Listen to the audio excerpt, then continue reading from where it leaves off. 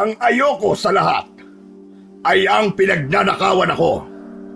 Kaya kayong lahat, tignan nyo ang itsura ni Ernesto. Ganito ang mangyayari sa inyo kapag ginawa nyo ko ng katarantaduhan. May awang humaplos sa puso ng 14 na taong gulang na si Leroy habang pinagmamasdan niya si Mang Ernesto na nakahiga sa lupa malapit sa paanan ni Don Pipito. Halos kalahating oras na walang tigil na hinahagupit ng paulit-ulit ni Don Pipito si Mang Ernesto ng latigo. Binugbog din ito ng gusto ang kawawang lalaki. Ayon sa narinig ni Leroy, nagnakaw si Mang Ernesto ng pera mula sa kaha ni Don Pipito. Napahinto ang pagtatrabaho ng mga magsasaka ng kalamansi nang binugbog kanina ni Don Pipito si Mang Ernesto ng walang babala. Lolo Ambo, hindi po ba natin tutulungan si Mang Ernesto? Grabe po ang kalagayan niya. Parang mamamatay na po siya. Wala na tayong magagawa sa sitwasyon ngayon ni Ernesto, Leroy. Baka kapag tinulungan natin siya, ay sa atin naman ibaling ni Don Pipito ang galit niya. Mas mabuting manahimik na lamang tayo. Pero Lolo, hindi po ako naniniwala na si Mang Ernesto ang kumuha ng pera ni Don Pipito. Mabait po si Mang Ernesto. Hindi niya po yun gagawin. Hoy, kayong maglolo! Anong pinag-uusapan niyo dyan, ha? Pinag-uusapan niyo ba ako? Ay hindi po, Don Pipito. Nagtatanong lang po ang aking apo kung anong ulam namin mamayang gabi sa bahay. Isa pa yan sa ayaw ko, ha? Ayokong pinag-uusapan niyo ko rito dahil puputulin ko talaga mga dila ninyo. Magpasalamat kayo sa akin dahil kahit mga wala kayong pinag-aralan ay tinanggap ko kayo rito sa taniman ng aking kalamansi. Ako ang nagbibigay ng pagkain na kinakain ng pamilya nyo sa araw-araw. Mga hampas lupa! Sige na! Ilabas nyo na itong magnanakaw na to sa taniman ko at ayoko nang makikita ang pagmumukha nito rito! Mabilis na kumilos ang ilang tauhan ni Don Pipito upang buhatin si Mang Ernesto na halos hindi na gumagalaw.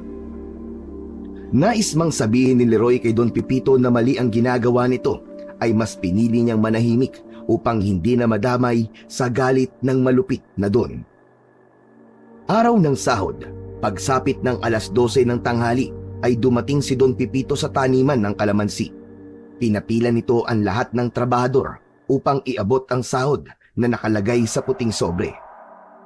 Nang matanggap ni Leroy at Lolo Ambo ang puting sobre nila, ay agad na binilang ni Leroy ang perang nasa loob nun. Kumunot ang noo ni Leroy dahil maliit masyado ang sinahod niya. Alam niya na hindi siya lumiban sa pagtatrabaho, kaya dapat ay walang bawas ang sahod niya para sa araw na yon. Lolo Ambo, kumusta po ang sahod niyo? Malaki ang kulang! Mahigit kalahati! Sa akin din po, Lo eh. Tara, itanong po natin kay Don Pipito kung bakit ganito lang ang sinahod natin. Huwag na! Hayaan na lang natin! Pero Lo, malaking bagay na po para sa atin yung kulang sa sahod natin. Hindi po ba? Nag-iipon tayo ng pera para pang tubo sa lupa na kinatatayuan ng bahay natin. Kapag hindi agad tayo nakapag-ipon hanggang sa susunod na taon, mawawala na po sa atin ang lupa. Leroy, makinig ka sa akin, iho. Pabayaan mo na. Kapag sa susunod ay ganito ulit na kulang ang sahod natin, ay saka tayo magreklamo. Kapag hindi po tayo nagreklamo ngayon, magiging paulit-ulit na po yan.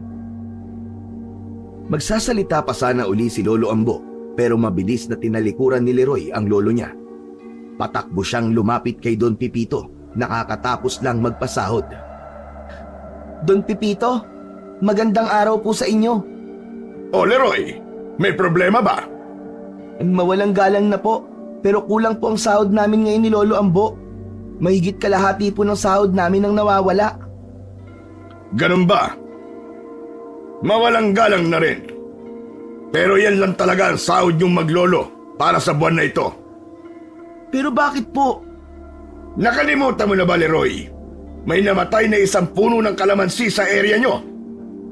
Ala, hindi naman po namin kasalanan yun, Don Pipito eh. Sadyang namatay po ang puno na yun. Hindi niyo po dapat sa amin isisi ni Lolo Ambo ang bagay na yun. Sa pagkakataon na yon, ay lumapit na si Lolo Ambo. Nais nitong hilahin si Leroy palayo pero pumiglas si Leroy. Nais niyang makuha ang kulang na sahod nila mula kay Don Pepito. Naglakad si Don Pepito palapit kay Leroy at tinitigan niya mula ulo hanggang paa. Hindi siya kontento sa sagot ng binata. Kasalanan niyo yun. Kasama sa area niyo ang punong namatay. Kaya responsibilidad niyo yun. Lahat ng puno ng kalamansi na nakikita mo ay pinagkakagastusan ko. Kaya kung may mangyaring hindi maganda sa kahit isa, sa inyo ko isisisi. Pero dapat po'y kinausap niyo po muna kami ni Lolo para hindi po ganito na nabibigla kami sa liit ng sahod namin. Huwag mo kong tuturuan sa kung ano ang dapat kong gawin, Leroy. Ako ang nagpapasahod sa inyo. Kung gusto mo magreklamo, pwede kayong umalis at huwag nang magtrabaho rito. Nagpantig ang tenga ni Leroy sa narinig. Gusto niyang sumagot. Gusto niyang ipaglaban ang naramdaman niyang mali sa ginawa ng kanilang amo sa kanila ni Lolo Ambo. Pero bago pa man siya nakapagbitaw ng salita, inunahan na siya ni Lolo Ambo. Pagpasensyahan niyo na po ang aking apo, Don Pepito.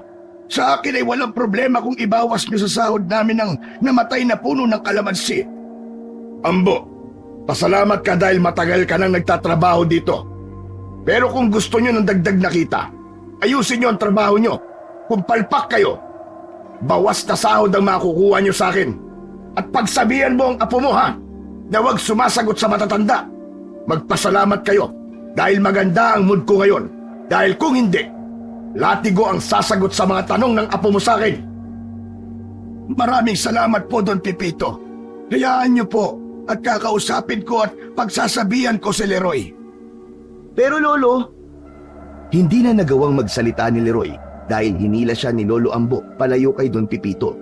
Nais pa sana ni Leroy na kausapin si Don Pepito tungkol sa kulang na sahod nila ng lolo niya. Dinala si Leroy ni Lolo Ambo sa labas ng taniman ng kalamansi at doon siya nito kinausap. Hindi mo na dapat ginawa yun. Bakit hindi ka marunong makinig sa akin? dahil alam ko pong nasa tama tayo, Lo. Hindi naman nating kasalanan na namatay yung isang puno ng kalamansi eh. Bakit po ba dapat ay palagi tayong sumusunod kay Don Pepito? Leroy, wala tayong laban kay Don Pepito. Siya ang amo natin. Kung gusto mo may pagkain tayo sa lamesa araw-araw, magpakumbaba ka.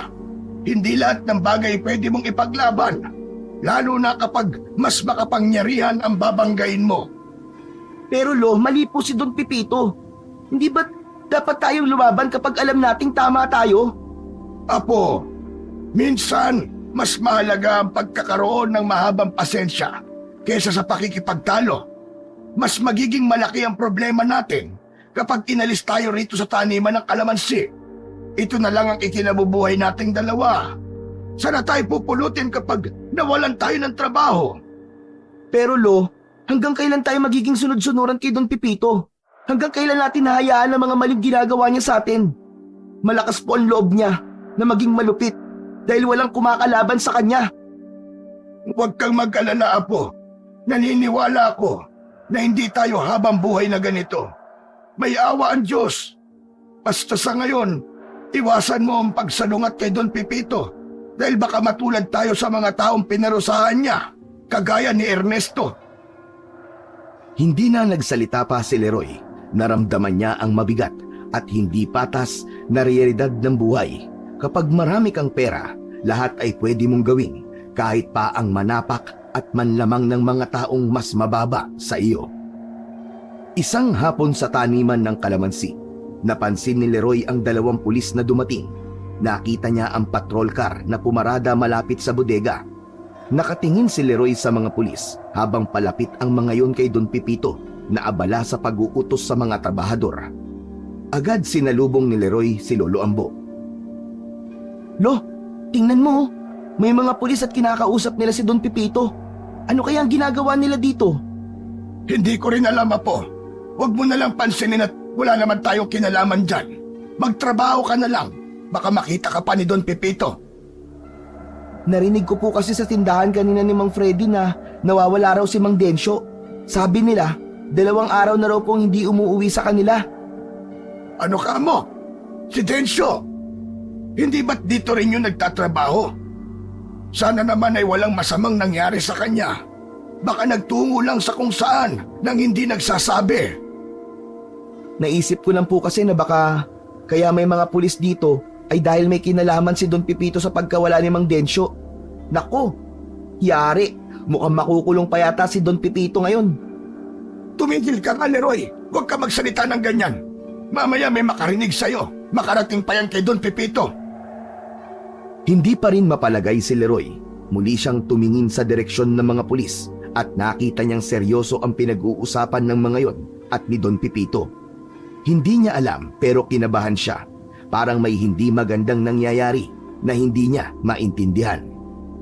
Kinagabihan, habang nakaupo si Leroy sa hagdan ng kanilang kubo, ay dumating ang mga kaibigan niya. Inaya siya ng mga yon na maglaro ng tagu-taguan dahil bilog ang buwan ng gabing yon.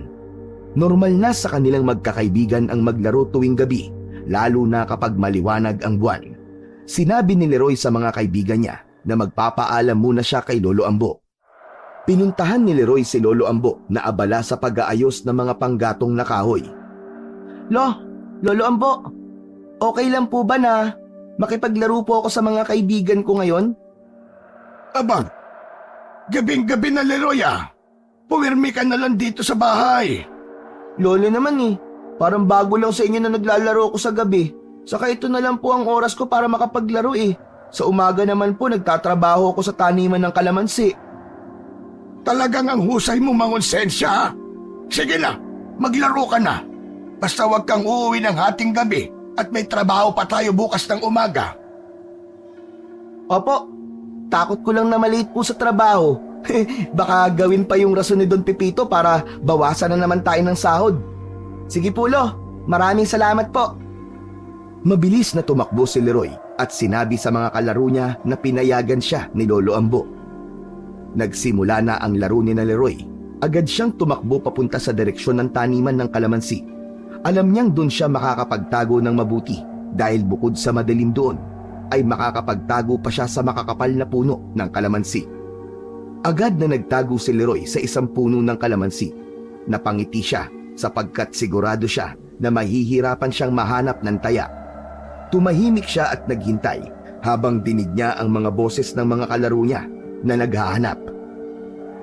Habang nakatago, naramdaman niyang may kakaiba sa paligid. May mga kaluskos siyang narinig sa kung saan, kaya napalinga siya. Biglang nanlamig ang pakiramdam ni Leroy. Nagtayuan ang balahibo niya. Maingat siyang lumabas mula sa kanyang pinagtataguan para tingnan kung ano ang nangyayari. Sino yan? Sino yan? Jojo, ikaw ba yan? Jo, wag mo akong tinatakot Hindi na yan ang ubra sa akin. Katahimikan ang sumagot kay Leroy. Sa gilid ng kanyang mata, nakita niyang parang may aninong gumagalaw. Hindi na maganda ang pakiramdam ni Leroy sa lugar na yon, kaya nagdesisyon siyang umalis na. Maglalakad na sana siya paalis sa taniman ng kalamansi nang napahinto siya dahil biglang may sumulpot sa harapan niya na isang nilalang na noon lamang niya nakita. Nanlaki ang mga mata ni Leroy. Hindi siya makapaniwala sa kanyang nakikita. Isang nilalang na mukhang halimaw ang nasa harapan niya. Mataas yun, payat at may mahahabang kuko na parang kayang pumunit ng laman ng tao. Ang mga mata nito ay kumikislap sa dilim.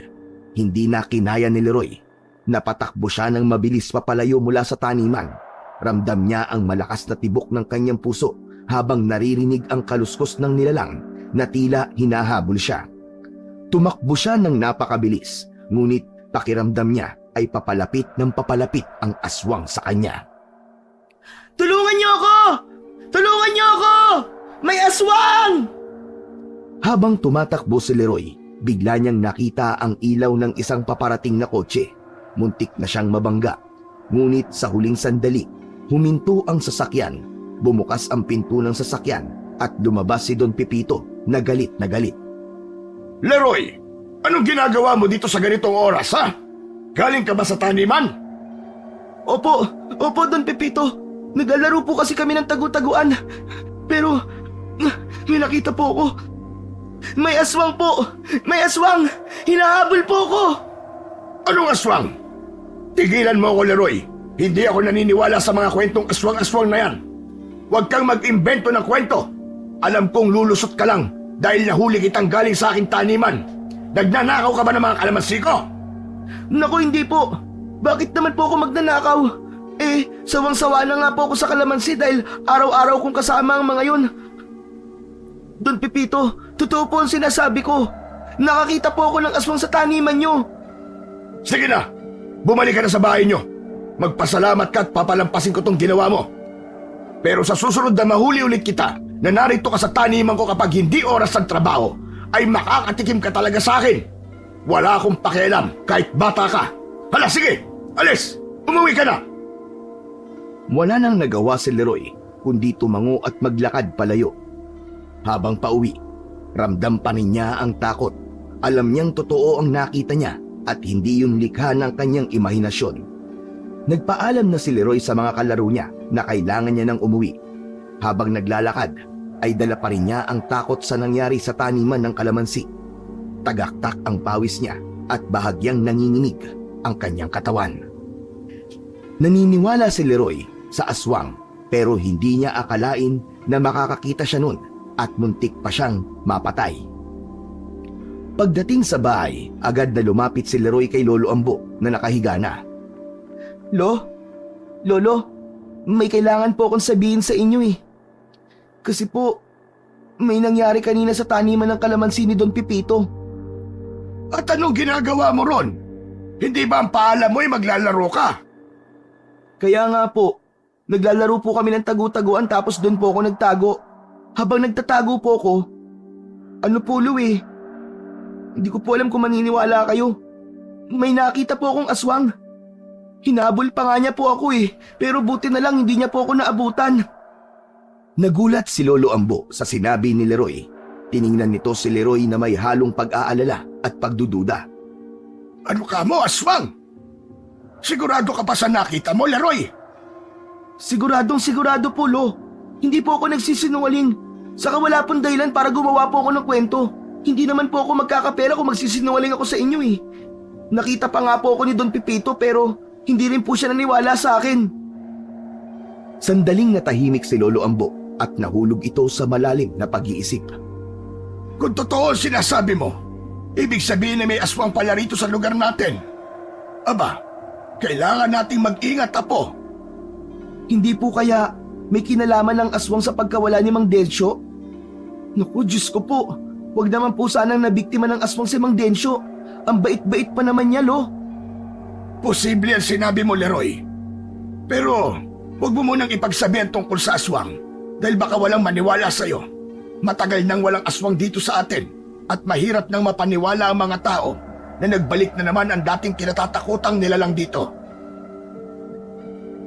Labis ang kabang lumukob kay Leroy, ngunit sa kabila ng lahat, nagpasalamat pa rin siya sa Diyos dahil walang masamang nangyari sa kanya.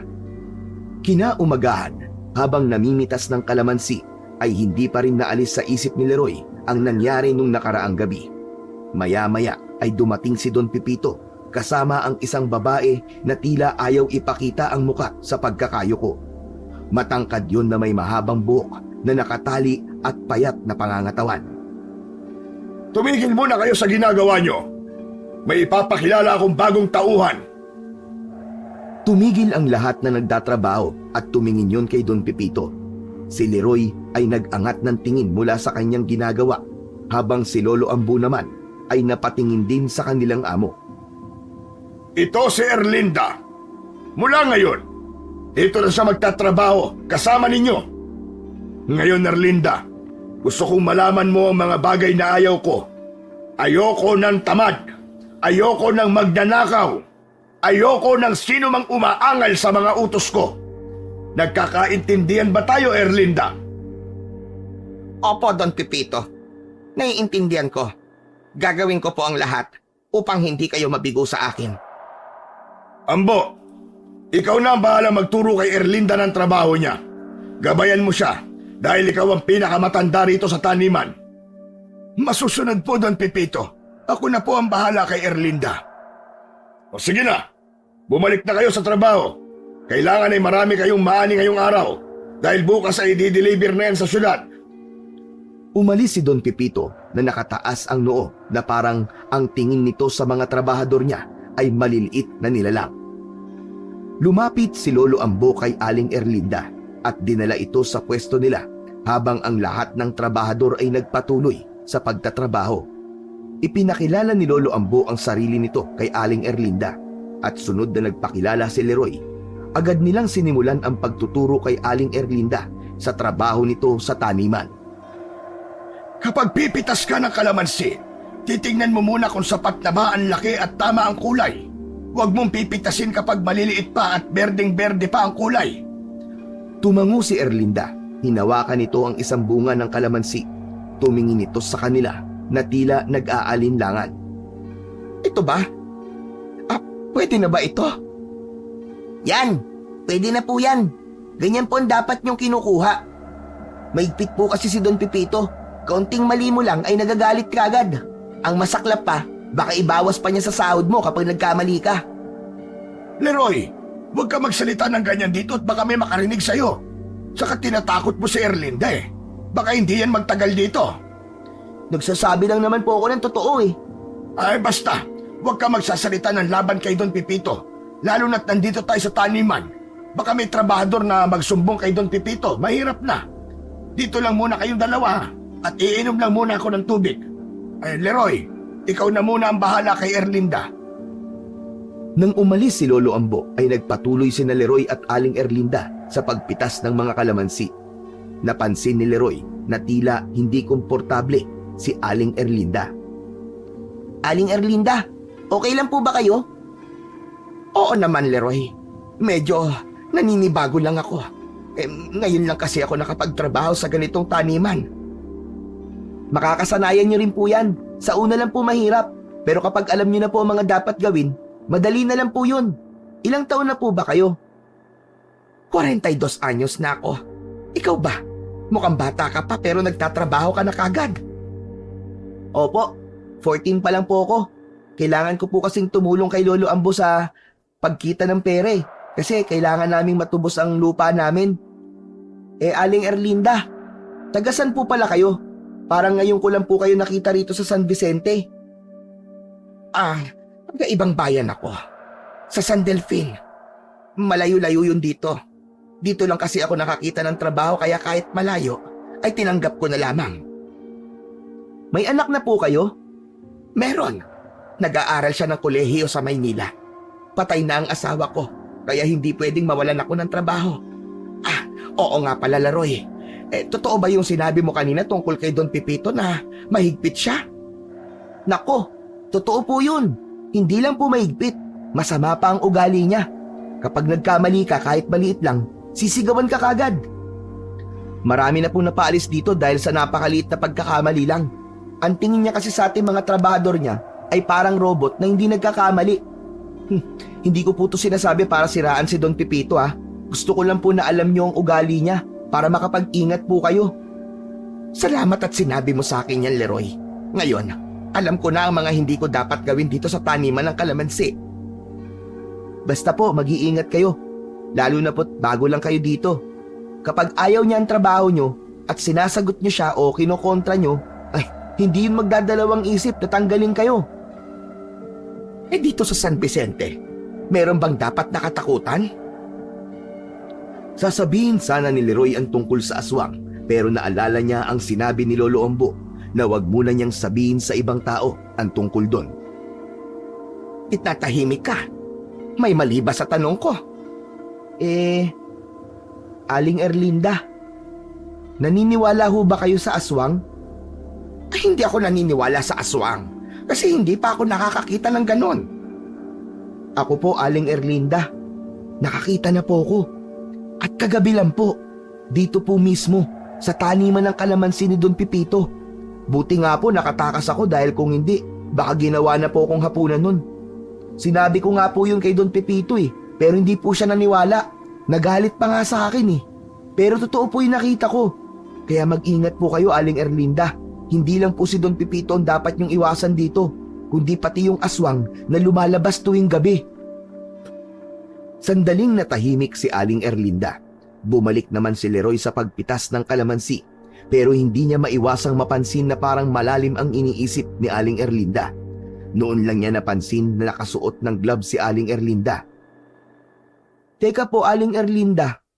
Bakit po may suot kayong gloves sa kamay nyo? Ito ba? Sensitibo kasi ang kamay ko lalo na sa maaasim na prutas. Kaya kailangan ko ng proteksyon. Kaya po pala. Parang may allergy po kayo, no? Si Lolo Ambo naman po, sa sili may allergy. Kapag kumakain siya ng sili, nako, namamaga po yung butas ng puwet nun. Ano't narinig ko ang pangalan ko, ha? Bakit kung ano-ano sinasabi mo kay Erlinda tungkol sa akin? Pabihira ka, bata ka, oo. Oh, Lo! Wala po, wala! Wala po akong sinasabi na tungkol sa inyo. Grabe naman po kayo mag-isip sa akin. O siya, sige na. Tama na ang kwentuhan. Magtrabaho na tayo para marami kaagad tayo na mapitas na kalamansi. Ngumiti si Leroy kay Aling Erlinda at ganun din ito. Pero ramdam ni Leroy na tila may kakaiba sa bago nilang katrabaho na hindi naman niya matukoy kung ano. Mabilis na lumipas ang oras sa araw na yon. Sa wakas, tapos na ang oras ng trabaho nila. Palubog na ang araw at unti-unting bumabalot ang kulay kahil at pula sa kalangitan. Magkasabay na naglalakad sina Leroy at Lolo Ambo sa mabatong daan. Bitbit ni Lolo Ambo ang sombrero nito habang si Leroy naman ay tahimik na nag-iisip. Hindi maalis sa isip ni Leroy si Aling Erlinda. Lo? Napansin niyo po ba si Aling Erlinda kanina?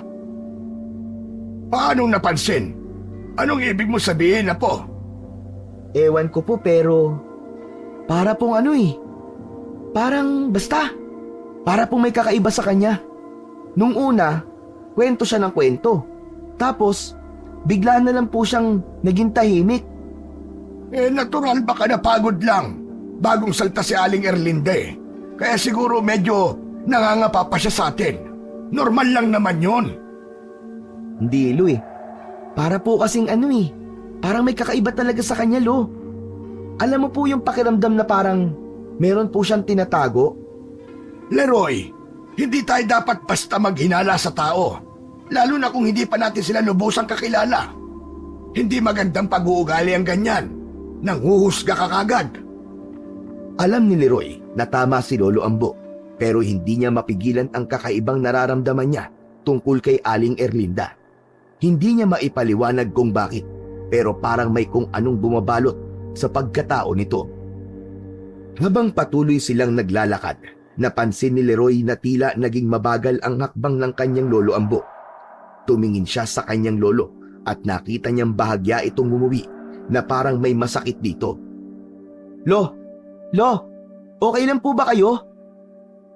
Medyo masakit lang ang katawan ko, Leroy.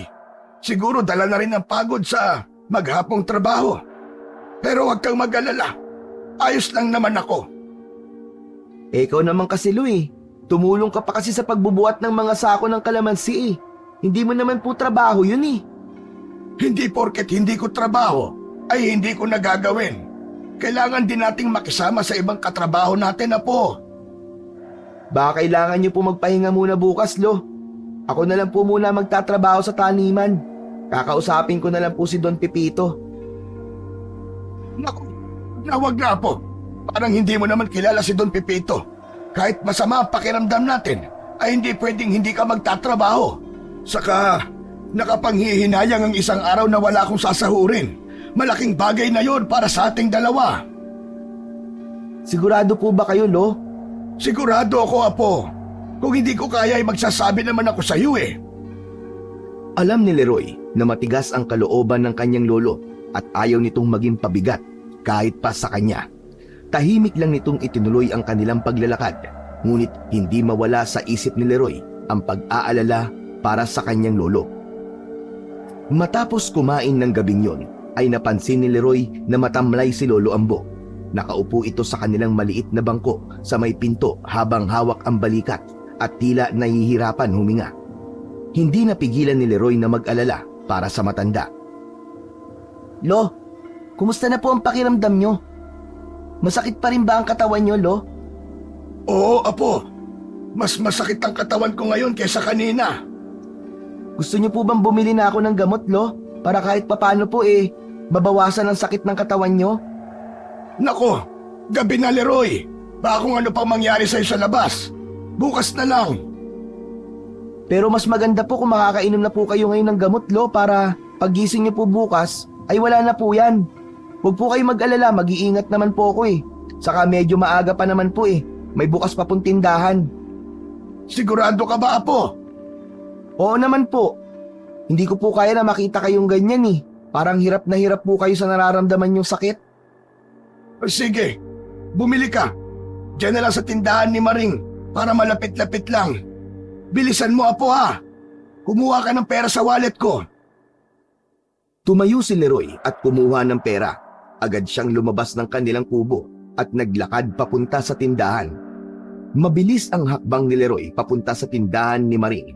Ngunit nang bumili siya roon ay wala itong gamot para sa sakit ng katawan. Kaya naglakad-lakad pa siya para maghanap ng bukas na tindahan. Tahimik ang paligid at malamig ang simoy ng hangin. Hindi mapigilan ni Leroy na mag-alala para kay Lolo Ambo. Pagdating sa isa pang tindahan, ay agad niyang binili ang gamot na kailangan ni Lolo Ambo. Nagmamadali siyang bumalik pa uwi. Dala ang maliit na supot ng gamot. Habang naglalakad pabalik, napadaan siya sa taniman ng kalamansi. Lalagpas na sana siya sa taniman nang may marinig siyang kaluskos sa gitna ng taniman. Hindi napigilan ni Leroy ang huminto at tumingin sa taniman ng kalamansi. Kinabahan siya, lalo na't sa lugar na yun niya nakita ang aswang. Nagpatuloy siya sa paglalakad, pero hindi niya napigilan ang sarili na tingnan muli ang taniman. Mas nanalo ang kuryosidad niya ng oras na yon. Tahimik siyang pumasok sa taniman ng kalamansi hanggang sa may nakita siyang anino ng isang nilalang.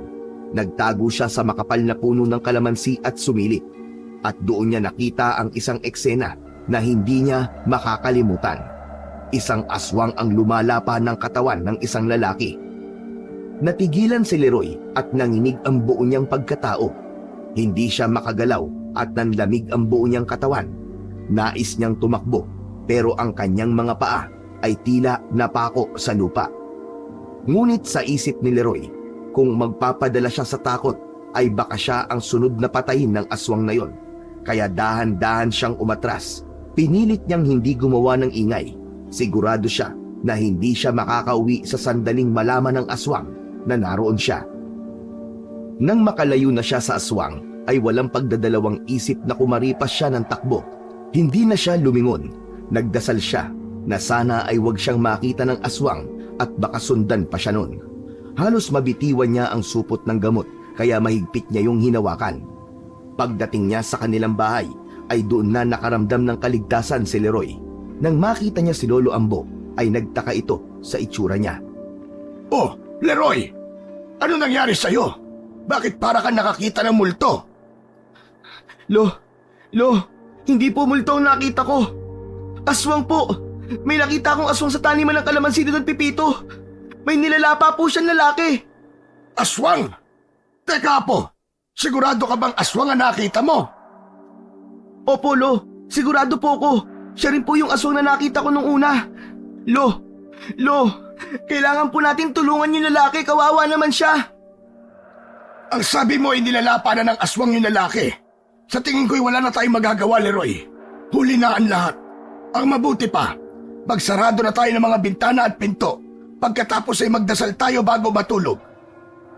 Nanghihinang napaupo sa isang sulok si Leroy habang nakatulala. Pakiramdam niya ay hindi na maaalis sa utak niya ang nakita niya sa taniman ng kalamansi. Tila habang buhay nang nakaimprenta yon sa kanyang alaala.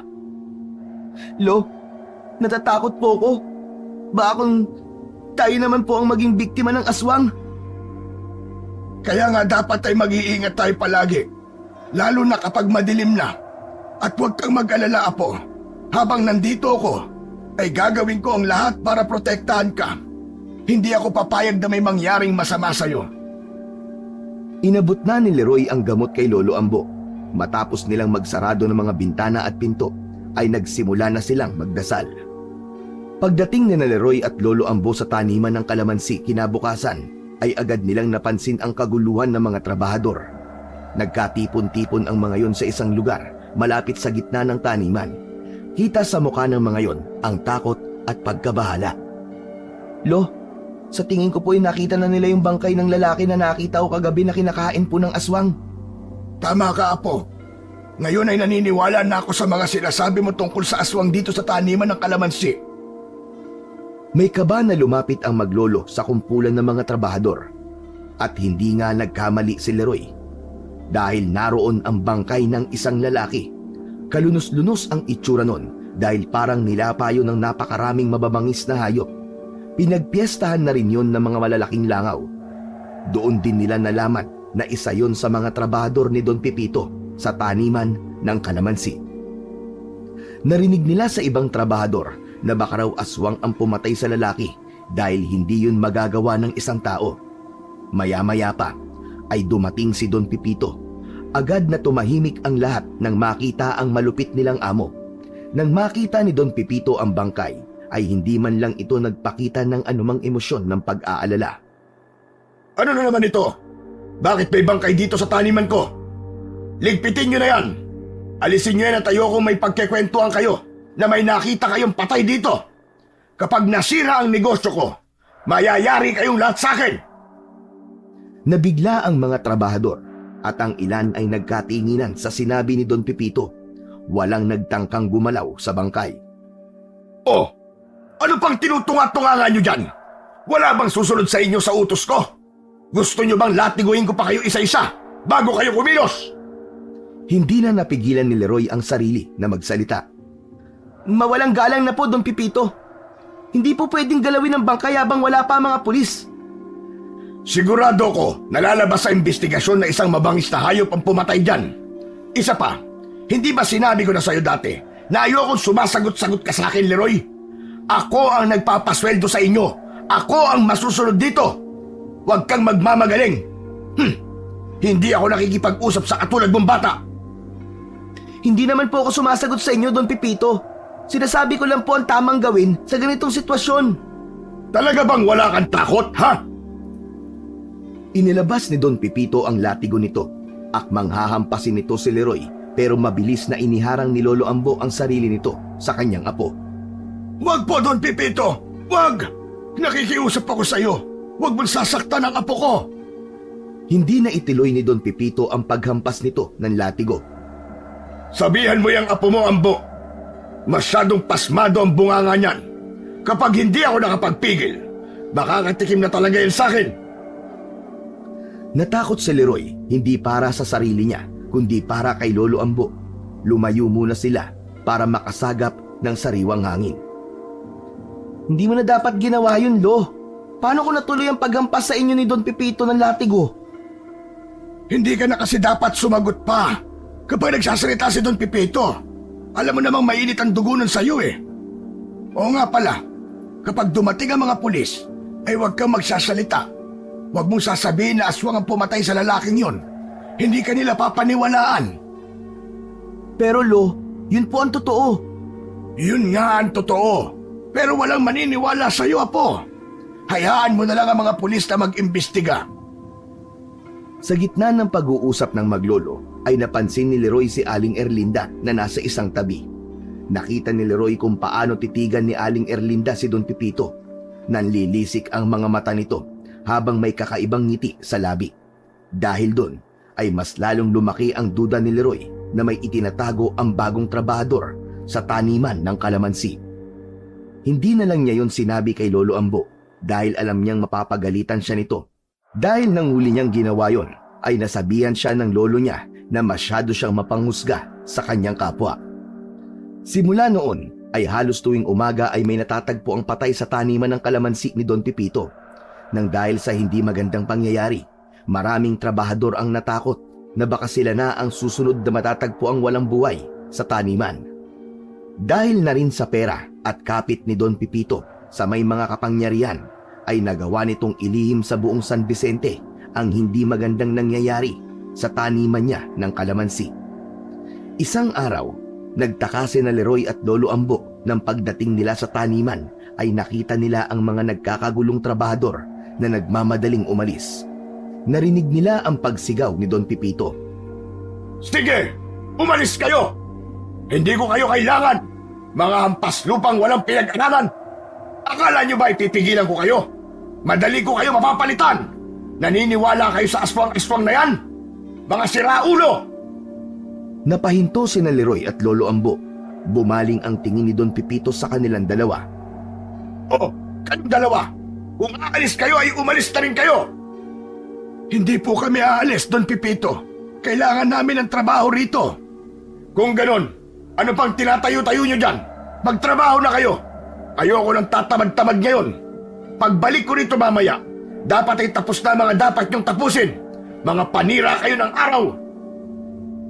Mabigat ang mga hakbang na naglakad palayo si Don Pipito sa taniman ng kalamansi. Sinundan yun ng tingin ni Leroy hanggang sa sumakay yun sa sasakyan nito. Tingnan mo, Don Pipito na yun, Lo. Hindi man lang nagpasalamat sa atin kasi hindi tayo umalis gaya ng ibang nagtatrabaho rito. Hayaan mo na, Leroy. Hindi ka pa ba sanay sa kanya? Pero Lo, talaga bang hindi tayo aalis dito sa taniman ng kalamansi? Hindi ka po ba natatakot kagaya ng mga umalis na? Paano po kung totoo na lahat po na nagtatrabaho rito ay pinapatay ng aswang? Paano kung tayo na po ang sumunod? Leroy, apo, hindi tayo pwedeng umalis. Ito lang ang pinagkukunan natin ng pera. Alam mo naman ang sitwasyon natin, hindi ba? Isa pa, tiwala ako na walang masamang mangyayari sa atin. Hindi na nga tayo lumalabas sa gabi. Nagpakawala ng malalim na buntong hininga si Leroy. Alam niya ang totoo. Kailangan nila ang trabaho para patuloy silang makakain at makapag-ipon ng pera para pantubos sa kanilang lupa. Ngunit hindi niya maiwasang mangamba. Bawat araw na nalipas ay tila palaging may banta sa kanilang buhay. Nag-aalala pa rin po ako, Lolo. Hindi kasi natin alam ang mga pwedeng mangyari sa mga susunod na araw. Kaya nga tayo mag-iingat, Leroy. Basta't magtatrabaho tayo ng maayos at uuwi tayo bago kumagat ang dilim. Poprotektahan natin ang isa't isa. Malungkot na tiningnan ni Leroy ang mga natirang trabahador. Kaunti na lamang sila kumpara sa dami ng orihinal nilang bilang. Mahigit kalahati ang nabawas sa kanila. Hindi rin naman kasi masisisi ni Leroy ang mga yun. Dahil kung siya ang magdidesisyon, ay aalis na rin siya roon. Ngunit hindi niya pwedeng pabayaan ang kanyang lolo. Kung ano ang desisyon nito, ay yun na rin ang sa kanya. Pag-ikot ng mata ni Leroy, ay napansin niya si Aling Erlinda na abala sa pamimitas ng kalamansi. Tila sa lahat ng naroon, ito lamang ang hindi kinakapitan ng pangamba o takot. Parang hindi man lang ito apektado sa mga nangyayari. Agad siyang lumapit kay Aling Erlinda upang kausapin ito. Aling Erlinda, hindi po ba kayo natatakot sa nangyayari? Napatingin sa kanya si Aling Erlinda at agad na ibinalik ang atensyon sa pag-aani ng mga kalamansi. Hindi ako natatakot, Leroy. May mga bagay na mas importante pa sa takot na nararamdaman ng mga tao dito. Ano pong ibig niyong sabihin? Halos lahat ng mga katrabaho natin nag-resign na po. Hindi niyo po ba naisip na umalis na rin? Saglit na huminto si Aling Erlinda sa ginagawa nito at tumingin ng diretso kay Leroy. Hindi ako aalis dito hanggat hindi ko natatapos ang dapat kong gawin. Ano po? Ano po bang kailangan niyong tapusin? Magtrabaho ka na lang, Leroy. Kakaunti na tayo kaya dapat ay doble rin ang bilis at sipag natin simula ngayon. Naramdaman ni Leroy ang pag-iwas ni Aling Erlinda sa katanungan niya. Napabuntong hininga na lamang si Leroy at hindi na siya nag-usisa. Hindi niya maiwasang magduda kay Aling Erlinda. Malakas ang kutob niya na meron talaga itong itinatago. Habang nag-iisip ng malalim si Leroy, lumapit na si Lolo Ambo sa kanya. Sinabi nito na kailangan na nilang magsimulang magtrabaho para hindi magalit si Don Pipito sa pagbabalik nito. Sa loob ni Leroy, alam niyang hindi siya mapapanatag hanggat hindi niya nalalaman ang totoong dahilan ng mga nangyayari sa taniman ng kalamansi at kung ano ang misteryong bumabalot kay Aling Erlinda. Isang gabi, hindi makatulog si Leroy sa dami ng tumatakbo sa kanyang isip. Maya-maya pa ay naramdaman niyang tumayo si Lolo Ambo sa tabi niya. May kinuha ito sa kusina at pagkatapos ay lumabas ng kubo. Nagtaka naman si Leroy kung saan magtutungo ang lolo niya ng ganong oras. Dahil sa pag-aalala na baka maging biktima ito ng aswang, naisipan niyang sundan ito. Tahimik na sinundan ni Leroy si Lolo Ambo. Mas lalo siyang nagtaka dahil napansin niya na papunta ito sa taniman ng kalamansi ni Don Pipito, hanggang sa tuluyan ng pumasok si Lolo Ambo sa taniman. Sinundan ni Leroy ang lolo niya hanggang sa makarating sila sa taniman ng kalamansi. Nagtago si Lolo Ambo sa likod ng bodega. Marahang lumapit si Leroy sa lolo niya mula sa likod nito. Lolo Ambo, anong ginagawa mo rito? Leroy, bakit ka nandito? Dapat nasa bahay ka lang. Sinundan ko po kayo, Lo. Nasagot ko na po ang tanong nyo. Ngayon naman po, ang tanong ko naman po ang sagutin nyo. Lolo, anong ginagawa mo sa taniman ni Don Pipito ng ganitong oras? May dala ka pang buntot ng pagi at itak. Hindi agad sumagot si Lolo Ambo. Hindi yun makatingin ng diretsyo sa kanya. Sandali, Lo. Huwag mong sabihin na... Hala, Lo, ikaw ang aswang? Pambihira, peste kang bata ka. Ano't pumasok sa isip mo ang bagay na yan, ha? Hindi ako aswang. Siraulong bata ito. Eh bakit po kayo nandito, Lo? Sa pagkakaalam ko, ganitong oras po umaatake ang mga aswang. Masisisi niyo ba ako na pagdudahan kayo? Hoy, siraulo! Hindi nga ako aswang. Nandito ako para protektahan tayo mula sa aswang. Saka para hindi tayo tuluyang mawalan ng trabaho. Ano po? Teka, hindi ko po kayo maintindihan eh. Leroy, nakikita mo ang nangyayari sa taniman, hindi ba? Halos araw-araw ay may nakikitang trabahador na patay na nagiging biktima ng aswang. Kapag maraming trabahador ang namatay at umalis dahil sa takot, malaki ang posibilidad na ipasara ni Don Pipito itong taniman. Pati tayo ay mawawalan ng trabaho. Pero Lo, bakit ikaw ang gumagawa nito? Bakit hindi si Don Pipito o kaya magbayad siya ng tao para hanapin at hulihin yung aswang na yun? Saka sa tingin mo ba, Lo? Papamanahan ka ng milyones si Don Pipito sa ginagawa mong to? Naku, Lo, tigilan niyo to, Lo. Alam mo, Apo, wala nang ibang gagawa nito kundi ako lang. Huwag na tayong umasa na kikilo si Don Pipito. Kung hindi ko haharapin ang aswang, mas marami pa ang mamamatay. At kapag wala nang natira, wala na tayong kabuhayan. Lo, masyadong delikado po itong pagpapakabayaan ninyo. Paano kung ikaw naman ang mapahamak? Kailangan kong gawin to, Leroy. Ayoko mawalan tayo ng trabaho. Hindi tayo mabubuhay kung wala tayong kikitain. At hindi ko hahayaang magpatuloy ang patayan dito. Natigilan si Leroy. Alam niyang totoo ang mga sinabi ni Lolo Ambo. Ang trabaho sa taniman ng kalamansi, ang tanging pinagkukunan nila ng pagkain at pambayad sa kanilang mga gastusin. Ngunit hindi niya maiwasang mangamba para sa kaligtasan ng kanyang lolo. Nagbuntong hininga si Leroy. Ayaw niyang mapahamak si Lolo Ambo dahil ito na lamang ang nag-iisang mahal niya sa buhay. Kapag nawala pa si Lolo Ambo, ay hindi niya na alam kung ano ang mangyayari sa kanya. Sige na nga, Lo.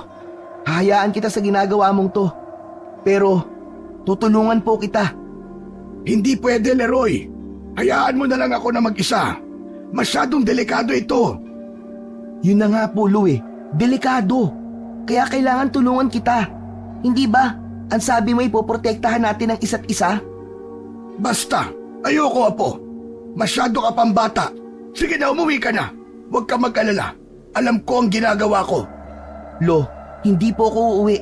Pasensya na pero sa pagkakataon na to ay hindi po kita susundin. Ayoko nasa bahay lang ako habang nag-aalala ako sa inyo rito. Bago pa masagot si Lolo Ambo, isang malakas na boses ang narinig nila. Nakita nila si Don Pipito na papalapit habang hawak ang latigo. Kayong dalawa, anong ginagawa niyo rito, ha? Nagnanakaw ba kayo ng mga kalamansi ko? O baka naman kayo ang pumapatay sa mga trabahador ko? Hindi kami ang pumapatay sa mga trabahador, Don Pipito. Hindi rin kami nagnanakaw. Ang totoo, nandito ako para bantayan ang taniman. Sa maniwala ka man o sa hindi, aswang ang pumapatay sa mga tauhan mo, Don Pipito. Kaya may dala akong itak at buntot ng pagi dahil ito ang gagamitin kong panlaban sa aswang na yon. Ano sabi mo? Aswang? Sa panahon ngayon, gusto mo maniwala ako na may aswang, Ambo? Huwag mo ko niloloko. Magsabi kayo ng totoo. Anong ginagawa niyo rito? Nagsasabi po ng totoo ang lolo ko, Don Pipito. 2 beses ko na po nakita ang aswang dito sa taniman. Una, yung nakita mo ako habang sakay ka ng kotse mo. At ang pangalawa po nung nakita ko yung aswang habang nilalapa nito ang isa sa mga trabahador mo. Hindi muna nagsalita si Don Pipito. Tila tinimbang nito kung maniniwala ba ito o hindi sa mga sinabi ni Leroy at Lolo Ambo. Pagkatapos ng ilang sandali, napangisi si Don Pipito. Sige, sabihin na natin na naniniwala ako sa inyong maglolo. Ganito na lang, kung talagang sigurado kayo na may aswang dito, may alok ako sa inyo. Hulihin nyo ang aswang. Bibigyan ko kayo ng 200,000 piso kapag nahuli nyo at naiharap nyo sa akin ang aswang na sinasabi nyo. Kung hindi nyo naman mahuli, ibig sabihin, kayo ang may kagagawan ng pagpatay. Di siguraduhin ko na mabubulok kayo sa kulungan. Nagulat si Leroy at napatingin kay Lolo Ambo. Lo, anong gagawin natin? Sige, Don Pipito, tatanggapin namin ang alok mo. Huhulihin namin ang aswang. Pero kapag nahuli namin ito, gusto ko na ibigay mo kagad sa amin ang perang ipinangako mo. Oo naman, Ambo. May isang salita ako. Pero tandaan nyo, kapag hindi nyo nahuli ang aswang, alam nyo na kung ano ang mangyayari. Ayoko ng mga sinungaling sa taniman ko. Nang umalis si Don Pipito, naiwan sina Leroy at Lolo Ambo. Hindi sila nag-usap ng ilang sandali. Pagkatapos ng ilang minuto, tumingin si Leroy sa kanyang lolo. Lo, bakit mo tinanggap ang alok ni Don Pipito? Malaking halaga ng perang ibibigay niya sa atin, Apo. Matutubos na natin ang lupa at may matitira pa. Magagamit natin yon para makapagsimula tayo at makapagpatuloy ka sa pag-aaral mo. Sa bagay, sayang din po yun, Lo. Pero Lo, paano naman natin huhulihin yung aswang? Gagawa tayo ng plano, Leroy. Gagawin natin ang lahat para magtagumpay tayo. Ito na ang pagkakataon natin para matubos ang lupa natin. Kung ganun, Lo, pumapayag ka na pong tulungan kita? Sa tingin mo ba may magagawa pa ako para pigilan ka? Alam ko na kahit pagbawalan kita, ay gagawin mo pa rin ang gusto mo. Basta, Leroy, ipangako mo, mag-iingat ka palagi at uunahin mo ang sarili mo kapag nalagay tayo sa hindi inaasahang sitwasyon. Ngumiti na lang si Leroy bilang kasagutan. Umuwi na rin sila sa kanilang kubo at nagsimula na silang mag-isip ng hakbang para mahuli nila ang aswang. Sa loob ng maliit na kubo ni Leroy at Lolo Ambo ay naging abala ang dalawa sa paghahanda. Sa harap nila ay may isang plastik ng mga kalamansi na kanilang piniga isa-isa para makuha ang katas nun. Lo, bakit ba natin ginagawa tong pagpiga ng mga kalamansi? Sumasakit na po yung kamay ko sa dami ng mga kalamansing to . Ulang pa nga yan, Leroy. Tandaan mo, mabisang panlaban sa aswang ang katas ng kalamansi. Dapat marami tayong ipunin para kapag nakaharap natin ang aswang, ay hindi agad tayo mauubusan. Habang pinipiga ni Leroy ang kalamansi, biglang sumagi sa isip niya ang kanyang paboritong laruan noong bata pa siya, ang kanyang water gun. Lo, pwede ko bang gamitin yung water gun ko? Pwede ko yung lagyan ng katas ng kalamansi para siguradong tatamaan natin ang aswang. Aba, mahusay ang ideya mo, Apo. Nag-iisip ka naman pala. O sige, kuhanin mo ang water gun mo. Sa pagkakaalam ko naroon yung saka na nilalagyan natin ng mga lumang gamit. Mabilis na tumayo si Leroy at tinungo ang sulok ng kanilang maliit na silid. Kinuha niya ang kanyang water gun sa kaon at dinala yun pabalik kay Lolo Ambo. Inabot naman ng matanda ang isang tasa ng katas ng kalamansi at dahan-dahang inilagay sa loob ng water gun. Ngayon, Leroy, siguraduhin mong kapag ginamit mo yan, diretso sa mata o bibig ng aswang ang tama. Diyan natin sila maitutumba. Parang ganito ba, Lo? Inasinta ni Leroy ang bibig ni Lolo Ambo at kinalabit ang plastik na gatilyo ng water gun. Pumulandit ang katas ng kalamansi mula sa laruan at dumiretso yon sa bibig ni Lolo Ambo. Aba, Jaski kang bata ka! Napakawalang hiya mo! Sa akin mo pa talaga sinubukan na! Ang asim! Nagpa-practice lang naman ako, Lo . Pero wag kang mag-alala. Asintado ko sa paggamit nito kahit matagal ko na tong hindi nagagamit. Oo na, magtigil ka na. Kakaltukan na kita dyan . Pero Leroy, kakaunti pa ang kalamansi na meron tayo. Kailangan natin ng mas marami. Ihingi tayo ng mas maraming kalamansi kay Don Pipito.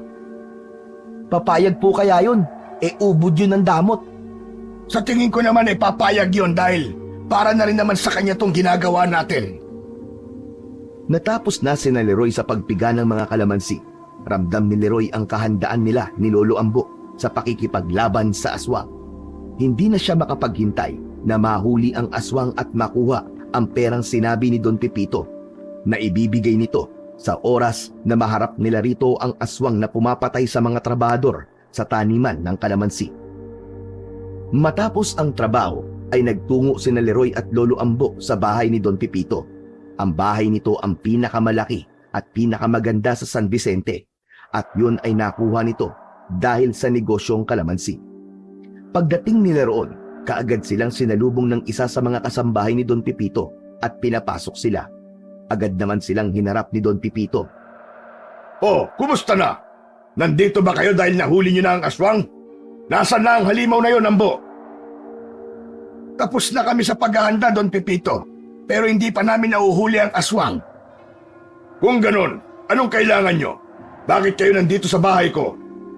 Don Pipito, hihingi sana kami ng paintulot na kumuha ng maraming kalamansi sa taniman mo. Kailangan namin ito para paipanlaban sa aswang. Kalamansi? Paano naman makakatulong yun laban sa sinasabi niyong aswang? Don Pipito, nakakatunaw po kasi ng balat ng aswang ang katas ng kalamansi. Kapag ginamit namin yun, malaki po ang tsansang matalo namin ng aswang at madala namin sa inyo. Tahimik na tinitigan ni Don Pipito si Leroy. Maya-maya pa ay ngumisi ito at tumango. Sige, walang problema. Pumapayag ako. Pumunta kayo sa taniman at kunin nyo sa bodega ang kalamansi na kailangan nyo. Pero tandaan nyo, kapag wala kayong naiharap na aswang sa akin sa loob ng 1 buwan, pababayaran ko sa inyo mga kalamansi na kinuha nyo sa bodega.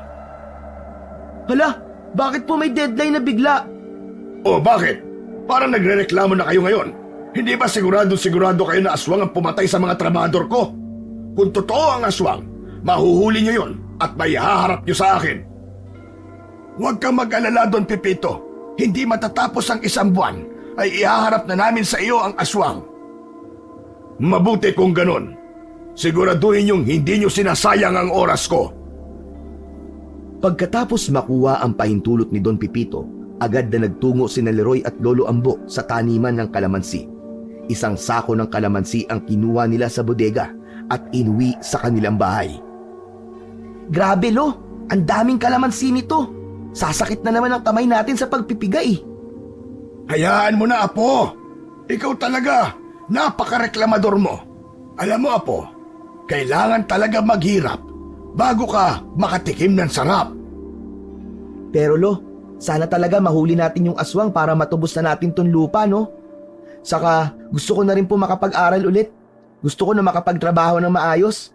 Ayoko na habang buhay po tayo nagtatrabaho kay Don Pipito. Saka para makapagpahinga ka na rin po, lo. Aba, salbahe kang bata ka. Bakit mo ko pinagpapahinga? Gusto mo na ba ako mamatay? Hindi naman po yun ang ibig ko sabihin, lo. Kayo naman, no?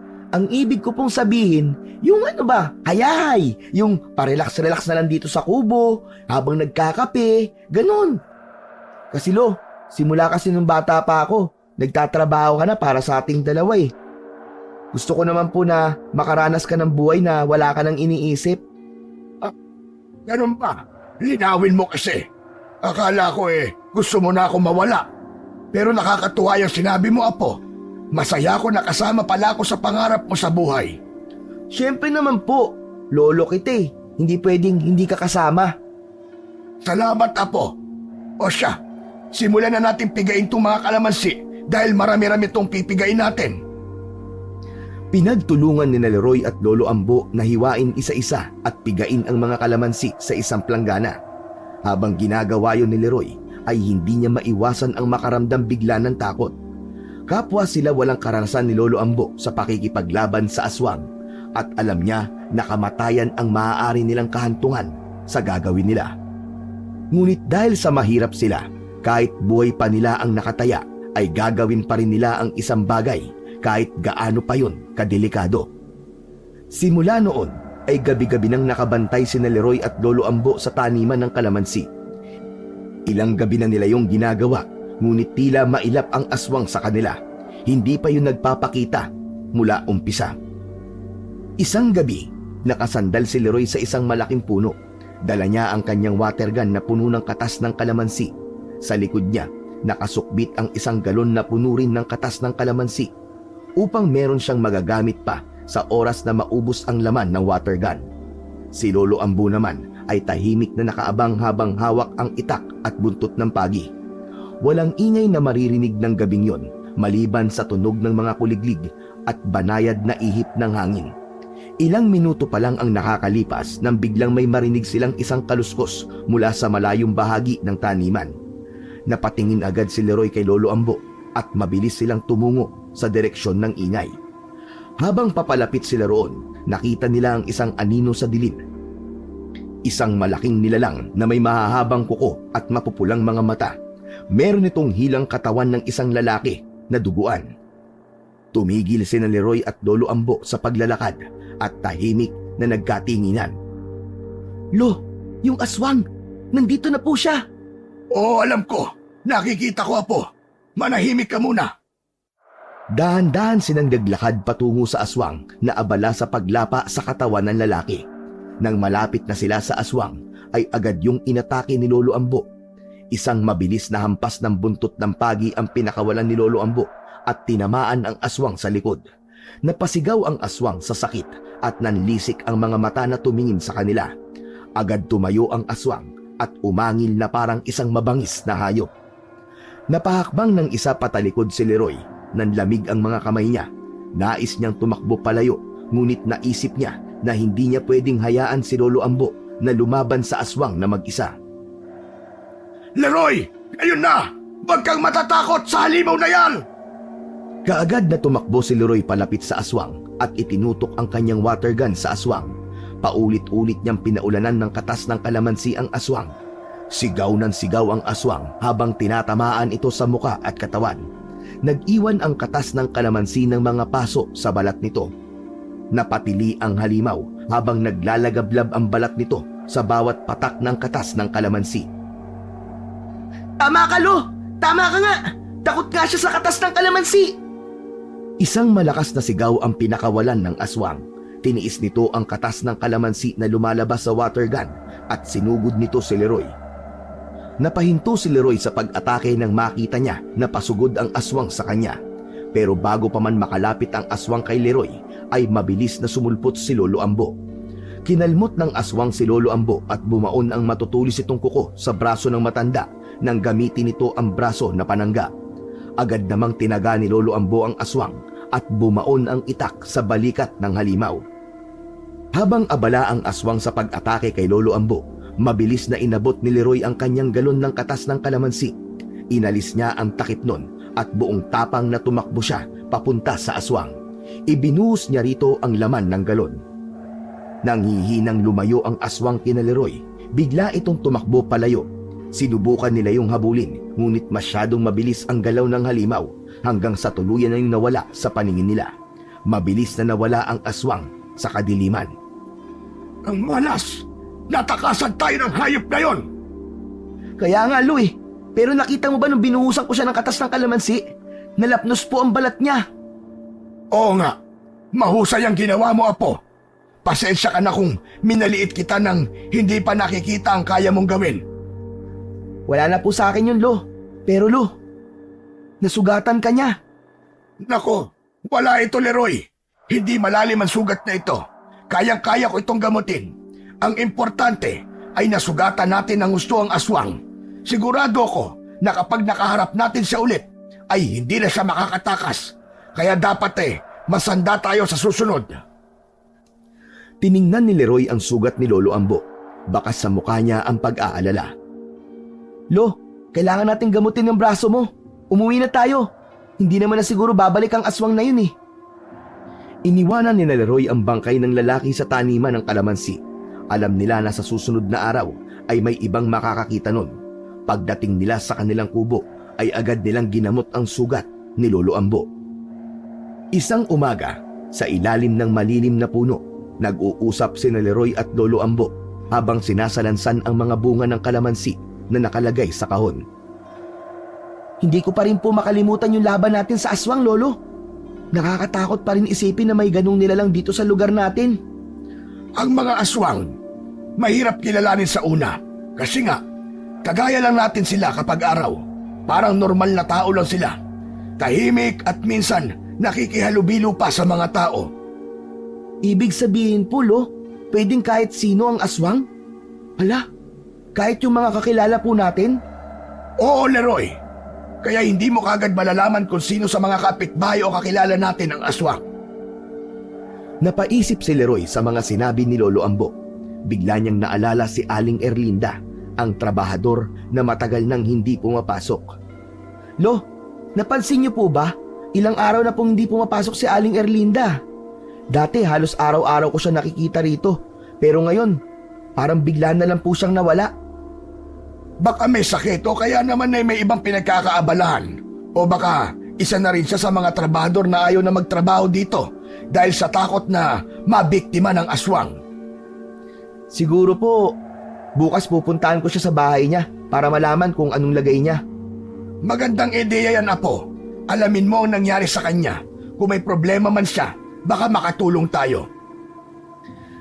Kinabukasan ng umaga, nagpasya si Leroy na puntahan si Aling Erlinda sa San Delfin. Sumakay siya ng tricycle patungo roon. Pagdating niya sa San Delfin ay nagtanong-tanong siya hanggang sa matuntun niya ang kubo nito na nasa dulong bahagi ng San Delfin. Malayo yon sa ibang kabahayan. Aling Erlinda? Aling Erlinda? Nandyan po ba kayo? Tahimik, walang sumagot mula sa loob. Kumatok si Leroy sa pinto at bigla yung bumukas ng dahan-dahan. Itinulak niya ang pinto hanggang sa bumukas yun. Mula sa likod ni Leroy ay narinig niya ang boses ni Aling Erlinda. Leroy, anong ginagawa mo rito? Mabilis na lumingon si Leroy at agad niyang napansin ang mga kakaibang marka sa balat ni Aling Erlinda. May mga lapnos ito sa muka at iba pang parte ng katawan na parang paso mula sa mainit na likido. Napatitig si Leroy sa katawan ni Aling Erlinda at bumalik sa kanya ang alaala ng laban nila ni Lolo Ambo sa aswang. Ang lapnos na nakita niya ngayon ay kaparehong-kapareho ng mga sugat ng aswang na kanilang nakalaban. Ang init ng katas ng kalamansi, yun ang nagdulot ng mga sugat na yon. Bigla siyang kinilabutan. Aling Erlinda? Ikaw ang aswang! Napaatras si Leroy at agad na tumakbo palayo sa kubo. Leroy, sandali lang. Huwag kang tumakbo. Bago pa makalabas si Leroy sa bakuran na yon, ay naharangan na siya kagad ni Aling Erlinda. Leroy, sandali lang. Makinig ka muna sa akin. Kailangan kong magpaliwanag. Huwag kang lumapit! Ikaw ang aswang! Ikaw ang pumapatay sa mga trabahador! Oo, ako nga. Ako ang pumatay sa kanila. Ako ang aswang na nakalaban niyo ni Lolo Ambo nung isang gabi. Pero, bakit niyo po ginawa yun? Bakit niyo po sila pinatay? Ginawa ko yon para matakot ang mga trabahador at iwanan ang taniman na yon. Kapag wala ng tao na nagtatrabaho doon, mapipilitan si Don Pipito na ipasara ang taniman ng kalamansi. Pero bakit niyo po gusto magsara ang taniman ng kalamansi? Para makapaghiganti ako. Si Don Pipito. Siya ang pumatay sa asawa ko na si Ernesto. Ano po? Si Mang Ernesto? Yung binugbog po ni Don Pipito kasi napagbintangan po na magnanakaw? Oo, siya nga. Hindi magnanakaw ang asawa ko. Umuwi si Ernesto na bugbog sarado. Hindi nagtagal ang buhay niya. Isang umaga, hindi na siya nagising. Si Don Pipito, siya ang pumatay sa asawa ko. Kaya ang dapat sa kanya ay mamatay din. Papatayin mo rin po si Don Pipito? Oo. Ang plano ko ay gagawin ko yon kapag nagsarado na ang taniman ng kalamansi at bagsak na siya. Pero hindi na ako makapaghintay, Leroy. Gusto ko nang mamatay ang hayop na yon. Mamayang gabi, papatayin ko na siya, Leroy. Magwawakas na ang kasamaan niya. At pakiusap, wag na wag kayong makikialam ni Lolo Ambo. Hayaan nyo na lamang akong gawin ang paghihiganti ko. Hindi ko kayo sasaktan ni Lolo Ambo dahil alam kong mabuti kayong tao. Basta manahimik na lang kayo. Napatingin si Leroy kay Aling Erlinda. Nais niya itong kontrahin pero naisip niya na baka may gawin itong hindi maganda sa kanya kapag ginawa niya yon. Sa takot at kalituhan, dahan-dahan siyang tumango. Naiintindihan na kita ngayon, Aling Erlinda. Huwag po kayo mag-alala. Hindi po kami makikialam ni Lolo Ambo. Hindi ako nagkamali na sabihin sa iyo ang lahat, Leroy. Alam ko, kagaya ko ay nais niyo rin na mamatay si Don Pipito dahil biktima rin kayo ng pagmamalupit niya. Nagpaalam na si Leroy kay Aling Erlinda. Naglakad na si Leroy pabalik sa bahay nila. Hindi pa rin siya makapaniwala sa natuklasan niya. Ngunit mas nanaig ang takot sa kanyang puso. Hindi niya alam kung paano niya sasabihin kay Lolo Ambo ang lahat ng nalaman niya tungkol kay Aling Erlinda. Pagka-uwi ni Leroy sa kanilang kubo ay hindi siya mapakali. Alam niyang kailangan niyang sabihin kay Lolo Ambo ang buong katotohanan. Nakaupo si Lolo Ambo sa harap ng kanilang bahay. Dahan-dahang lumapit si Leroy sa kanyang lolo. Leroy, kumusta ang pagpunta mo kay Erlinda? Nagkausap ba kayo? Ha? Opo, Lo. Pero Lo, may kailangan po kong sabihin sa inyo. Ano yun, Apo? May problema ba? Kasi Lo, ano po kasi, Lo, si Aling Erlinda po. Si Aling Erlinda po, Lo. Siya po ang aswang, Lo. Siya ang pumatay sa mga trabahador sa taniman.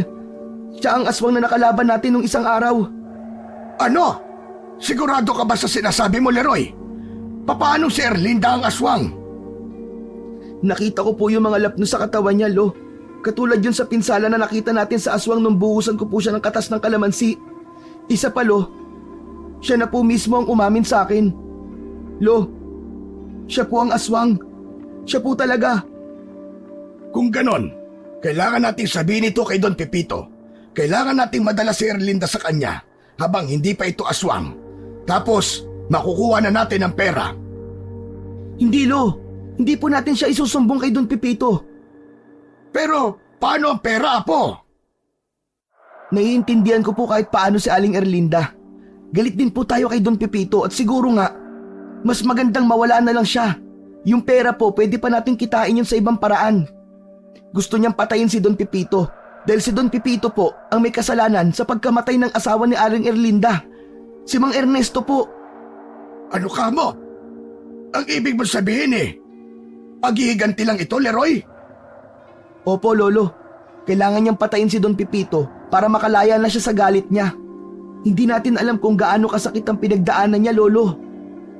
Tumahimik si Lolo Ambo at tila nag-isip ng malalim. Matagal bago ito muling nagsalita. Sige, naiintindihan ko na ang lahat, Leroy. Siguro nga, mas tamang hayaan na lamang natin si Erlinda sa gusto niyang mangyari. Nagpasya ang dalawa na manatiling tahimik sa kanilang natuklasan tungkol kay Aling Erlinda. Ngunit kinagabihan, nang bumangon si Leroy mula sa higaan, ay napansin niyang wala si Lolo Ambo sa bahay. Agad siyang kinabahan at isang hinala ang pumasok sa isip niya. Nagkaroon siya ng hinala na baka nagtungo si Lolo Ambo sa bahay ni Don Pepito dahil nagkunwari lang ito na pumayag sa nais niyang pagsikreto sa nalaman nila tungkol kay Aling Erlinda. Nagmamadali niyang kinuha ang water gun at kumaripas siya ng takbo patungo sa bahay ni Don Pepito. Nakita niyang nakabukas ang pinto ng bahay ni Don Pepito kaya pumasok na siya. Magulo ang buong kabahayan. Bumilis ang tibok ng puso niya. Natigilan si Leroy nang makarinig siya ng sigaw mula sa likod ng bahay. Nagmamadaling tumakbo si Leroy papunta sa likuran at doon niya nakita si Lolo Ambo. Sugatan nito at nakahandusay sa lupa. Si Don Pepito naman ay nakatayo at nanginginig sa takot habang nakaharap kay Aling Erlinda na nasa anyong aswang. May malalalim na sugat din sa katawan si Aling Erlinda na alam niyang dahil sa hagupit ng buntot ng pagi ni Lolo Ambo. Aling Erlinda! Tumigil ka na!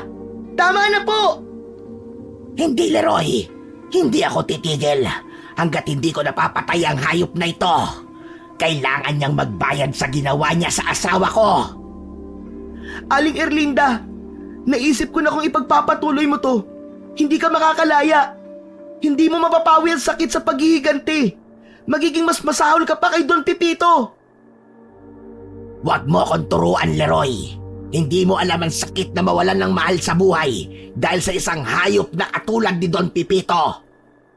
Itinapat ni Leroy ang water gun kay Aling Erlinda habang nanginginig sa kaba. Aling Erlinda, namatayan din ako. Pero hindi ako nagpabulag sa galit. Hindi ito ang paraan, Aling Erlinda. Hindi ito makapagbibigay sa iyo ng kapayapaan. Sa isang iglap, sumugod si Aling Erlinda kay Don Pipito na parang handa na nitong tapusin ang lahat. Tulungan niyo ako! Anong tinatayo-tayo niyo riyan? Mga wala kayong silbi na maglolo! Biglang hinila ni Don Pipito si Lolo Ambo at itinulak sa papasugod na aswang. Hindi makapaniwala si Leroy na ginamit ni Don Pipito ang lolo niya para gawing panangga. Ang buong akala ni Leroy ay sasaktan ni Aling Erlinda si Lolo Ambo, ngunit bigla itong huminto sa pag-atake. Tiningnan nito si Lolo Ambo na may kasamang pag-aalinlangan sa mga mata. Sa halip na ituloy ang pag-atake, ay umatras ang aswang. Hindi ikaw ang kalaban ko, Ambo. Marahang tumayo si Lolo Ambo. Bumaling ito kay Don Pipito na may galit sa muka. Wala kang puso, Pipito. Ipinagtanggol ka namin. Binantayan ang mga taniman mo. At ngayon, handa mong ipahamak kahit sino, basta't mabuhay ka lamang. Wala kang pakialam sa amin ang apo ko. Mas masahol ka pa sa aswang. Hindi, mali ka nang iniisip, Ambo. May pakialam ako sa inyo at kay Leroy. Kaya patayin nyo lang Erlinda na yan. At pagkatapos ay ibibigay ko sa inyo ang pera. Dalagdagan ko pa. Hindi na, Pipito. Isama mo sa impyerno ang pera mo kung kaya mo. Erlinda, sige na. Ikaw na ang bahala sa demonyong yan. Gawin mo ang gusto mo sa kanya. Naglakad si Lolo Ambo kay Leroy at niyakap siya nito. Lo, anong gagawin natin? Wala na tayong magagawa pa, Leroy. Hayaan na lang natin si Erlinda. Hindi natin siya pipigilan sa kanyang paghihiganti. Si Don Pipito mismo ang nagtulak sa sarili niya sa desisyon kong ito. Ipinakita lang niya na hindi siya karapat-dapat na mabuhay pa. Nagulat si Leroy. Hindi niya inaasahan yun kay Lolo Ambo. Ngunit alam niyang tama ang kanyang lolo.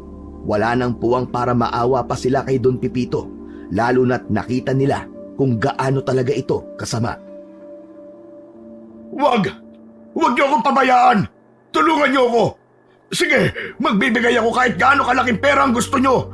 Yun lang naman ang gusto ng mga mahihirap na kagaya niyo, di ba? Ngunit hindi kumibo ang maglolo. Nang maramdaman ni Don Pipito na hindi nila ito tutulungan, ay bigla itong nag-apoy sa galit. Mga wala kayong kwenta! Wala kayong utang na loob! Binigyan ko kayo ng trabaho, mga hampas lupa! Wala kaming utang na loob sa'yo, Pipito! Ang lahat ng ginawa mo ay para lang sa sarili mo, hindi para sa amin, hindi para sa iba. Makasarili ka, Don Pipito. Hindi ka dapat kaawaan. Wala kang karapatang humingi ng tulong sa amin ngayon. Sa isang iglap, nilapa ng aswang si Don Pipito. Sigaw ng sigaw si Don Pipito at walang tigil sa pagbibitaw ng masasakit na salita kina Leroy at Lolo Ambo. Habang nagaganap ang karumal-dumal na eksena, ay tumalikod na si Leroy at Lolo Ambo. Naglakad sila paalis sa lugar na yon. Lo, tama ba ang ginawa natin? Sa totoo lang, Apo, hindi ko alam. Bahala na ang Diyos ang humusga sa ginawa natin. Tumahimik si Leroy at sumunod na lamang sa kanyang lolo. Sa malayo, narinig pa rin nila ang mga huling sigaw ni Don Pipito. Pinilit na lamang ni Leroy na magbingi-bingihan habang patuloy silang naglalakad pauwi sa kanilang kubo. Pagdating nila sa bahay ay naupo si Lolo Ambo sa hagdan. Umupo si Leroy sa tabi nito. Parehas silang mabigat ang pakiramdam. Leroy, Apo, may kailangan akong aminin. Isinumbong ko si Erlinda kay Pipito dahil sa pera. Pero nung ginawa niya akong pananggalang para sa sarili niyang kaligtasan, ay doon ko naisip na hindi siya karapat dapat tulungan. Pero Lo, nakokonsensya pa rin po ako sa ginawa natin. Kahit paano ay may kinalaman pa rin tayo sa kamatayan ni Don Pepito. Lahat ng galit ng isang tao ay may dahilan na po. May mga sugat na hindi natin kayang pagalingin. Ang paghihiganti ni Aling Erlinda ay hindi na natin mapipigilan. Kinabukasan, kumalat sa buong bayan ng San Vicente ang balitang natagpuan ang katawan ni Don Pepito na wala ng buhay sa likod ng bahay nito. Tumigil na rin ang sunod-sunod na patayan sa kanilang lugar. Parang isang sumpa ang natanggal nang mawala si Don Pepito. Makalipas lamang ang ilang buwan, isinara ang taniman ng kalamansi ni Don Pepito. Nagsimulang magtanim sina Leroy at Lolo Ambo ng sarili nilang mga puno ng kalamansi sa paligid ng kanilang bahay. Dahil sa tiyaga ng maglolo ay lumakas ang kanilang maliit na negosyo at unti-unti silang nakaahon sa kahirapan. Wala nang narinig pa sina Leroy at Lolo Ambo tungkol kay Aling Erlinda. Matapos mamatay ni Don Pepito ay para itong isang bula na naglaho sa hangin.